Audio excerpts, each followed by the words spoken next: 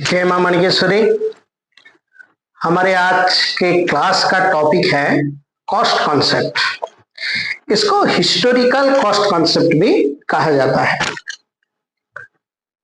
तो ये कॉन्सेप्ट हमको कहता है कि एसेट को हम बुक्स ऑफ अकाउंट्स में उसी प्राइस में रिकॉर्ड करेंगे जिस प्राइस में हमने उसको खरीदा है, जिसको हम एक्विजिशन कॉस्ट भी कह सकते हैं। तो कॉस्ट कंसेप्ट कह रहा है an asset is recorded in the books at the price which is paid at the time of its acquisition। Acquisition के टाइम पे हमने जो प्राइस पे किया है एसेट के लिए, उसी प्राइस में हम कॉस्ट को बुक्स ऑफ अकाउंट्स में रिकॉर्ड करेंगे। यही कॉस्ट, ये जो एक्विजिशन कॉस्ट है, ये बन जाएगा बेसिस सब्सिक्वेंट ईयर में वो एसेट का अकाउंटिंग रिकॉर्ड के लिए।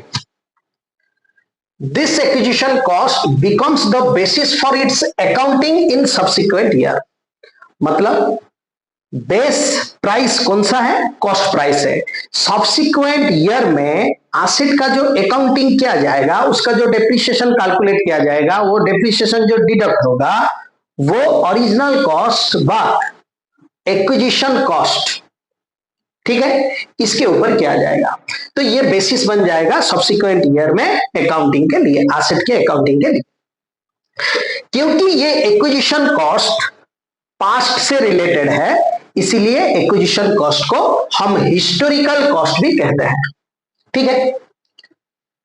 तो इसका मतलब ये भी निकलता है कि ये कॉन्सेप्ट हमको क्लियर कर रहा है कि हम एसेट के कॉस्ट से और एसेट के वैल्यू से कंफ्यूज ना हो। एसेट का जो कॉस्ट होता है और उसका जो वैल्यू होता है, ये दोनों डिफरेंट होते हैं। तो ये हमको क्लियर कर रहा है। It also state that cost should not be confused with value, क्योंकि जो रियल वर्थ होता है एसेट का, वो टाइम टू टाइम चेंज होता रहता है। जो मार्केट प्राइस होता है एसेट का, वो कांस्टेंट रहता ही नहीं है, वो by time to time change होते रहता है। तो ये और एक चीज भी हमको एक्सप्लेन कर रहा है कि जो कॉस्ट हम शो कर रहे हैं अकाउंट्स में, कॉस्ट प्राइस जो शो कर रहे हैं एसेट का, इसका मतलब ये नहीं है कि उस प्राइस में उसका सेल किया जा सकता है मार्केट में। उससे ज्यादा भी हो सकता है, उससे कम भी हो सकता है। तो ये कह रहा है कॉस्ट कॉन्सेप्ट, जिसको हम हिस्टोरिकल कॉस्ट कॉन्सेप्ट भी कहते हैं। फिर थोड़ा डिस्कशन करेंगे क्यों किया गया ऐसा। कुछ तो रीजंस हो गए। पहला रीजन है पर्सनल जजमेंट से हमको फ्री रहता है ये कॉस्ट कंसेप्ट। अगर हम मार्केट प्राइस की बात करें तो डिफरेंट मार्केट प्राइस आ सकता है हमारे सामने, तो हम किस मार्केट प्राइस में रिकॉर्ड करेंगे, ये भी कंफ्यूजन आ सकता है। तो इसीलिए जो पर्सनल जजमेंट है मार्केट प्राइस के ऊपर, उससे हमको फ्री रहता है कॉस्ट कंसेप्ट। और जब भी हम चाहें बुक्स ऑफ अकाउंट से एसेट का कॉस्ट वेरिफिकेशन कर सकते हैं हम, ठीक है।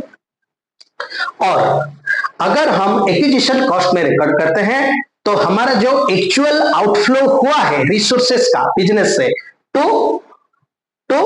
परचेज द एसेट, वो हम रिकॉर्ड में रखेंगे, ठीक है।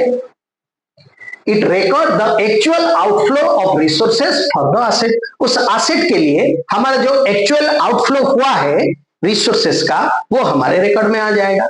तो इन रीजंस के लिए कॉस्ट कंसेप्ट बनाया गया है और ये अकाउंटिंग के लिए बहुत जरूरी है, ठीक है। इस क्लास से इतना ही। और एक कंसेप्ट हम बहुत जल्दी लाएंगे।